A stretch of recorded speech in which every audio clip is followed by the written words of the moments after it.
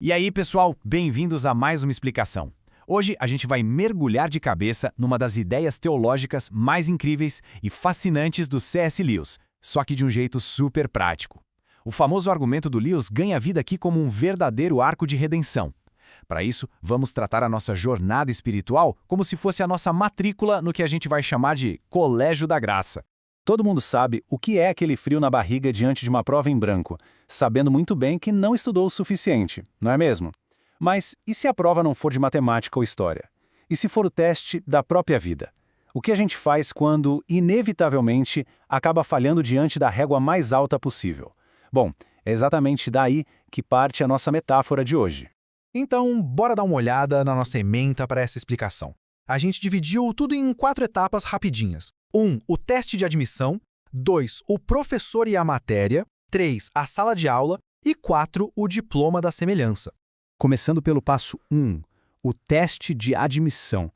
Como é que alguém sequer consegue entrar nessa escola tão exclusiva? A análise do Lewis começa olhando para algo super comum no dia a dia. Imagina uma daquelas brigas clássicas entre vizinhos.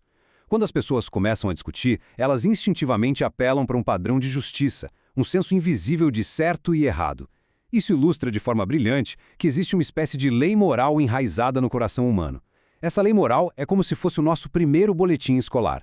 A gente é excelente em usar essa lei para julgar as atitudes dos outros. Mas, quando a gente é 100% honesto sobre o nosso próprio comportamento, a ficha cai. A gente percebe rapidinho que falha feio. As nossas notas, só na base do nosso próprio esforço, simplesmente não chegam na média. A real é que todos nós recebemos um baita de um reprovado porque a régua dessa moralidade é alta demais para alcançar sem nenhuma ajuda. E olha que loucura, é aqui que acontece uma inversão total da lógica que a gente está acostumado. Nesse colégio de Deus, ninguém entra porque tem o boletim impecável. Diferente das escolas normais por aí, a admissão não exige um currículo cheio de troféus. Ela exige que a gente reconheça um déficit absoluto. O cristianismo, no fim das contas, não é para a galera que se acha perfeitinha ou boa o suficiente. Ele é feito sob medida para quem já se tocou de que não tem a menor chance de passar nesse teste de admissão por conta própria. O que nos leva para a etapa 2, o professor e a matéria. E é aqui que a gente vê a maior mudança de paradigma de todas. Pensem bem nesse contraste absurdo. Um professor padrão é aquele que fica de pé lá na frente da turma, aponta para o quadro cheio de fórmulas e regras e diz: façam exatamente isso se quiserem passar de ano. Ele está ali para transmitir informação. Só que a lógica da graça nos apresenta um professor divino que faz uma coisa simplesmente impensável.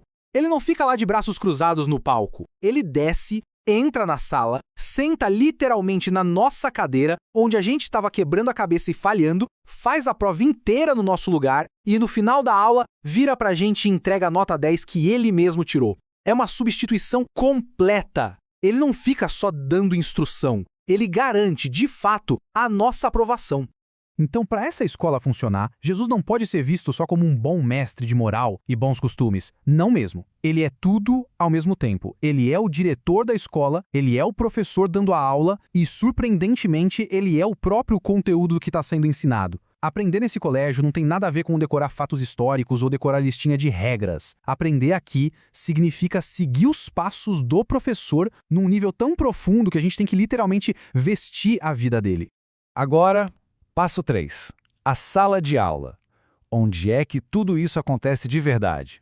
Muitas vezes, a gente tem essa ilusão de que a vida espiritual só acontece quando a gente está meditando em silêncio numa montanha, né? E que os perrengues do dia a dia estão só atrapalhando a nossa paz. Mas a realidade da graça vira isso de cabeça para baixo.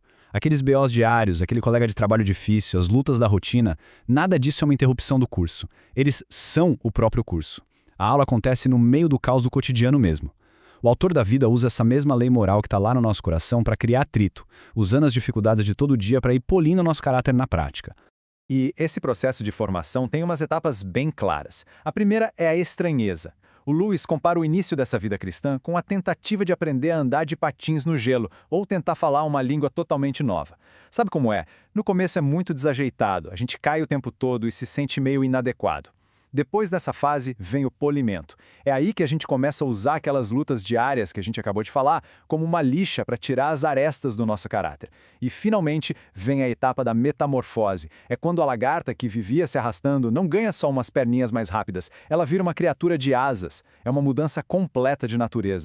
Essa analogia ilustra de um jeito perfeito a diferença gigante que existe entre o cristianismo e a simples moralidade. Pensem comigo. O esforço puramente moral ou os livros de autoajuda são tipo tentar treinar um cavalo para saltar obstáculos cada vez mais altos. O objetivo é fazer dele um cavalo melhor, mais forte, mais rápido. Bacana, mas ainda é um cavalo. A graça divina faz um negócio muito mais radical. O objetivo não é criar uma versão melhorada, otimizada de quem a gente já é. A meta da graça é a metamorfose pura. É pegar uma lagarta e transformar numa borboleta. A gente está falando da criação de uma espécie nova, não de um simples upgrade.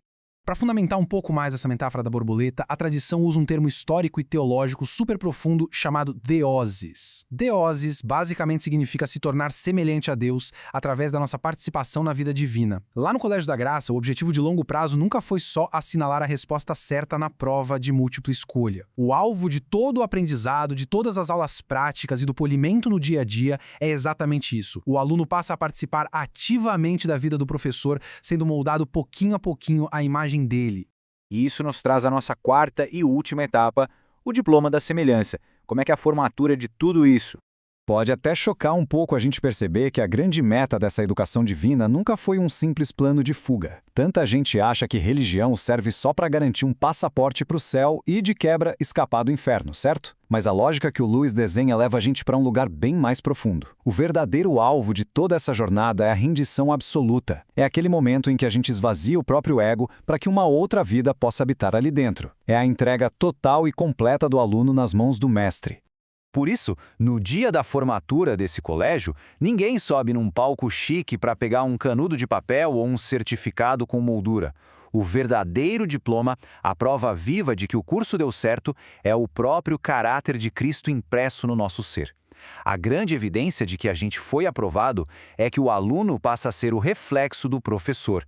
A matéria foi tão bem ensinada e tão bem absorvida que quem olha para o aluno formando acaba enxergando o mestre.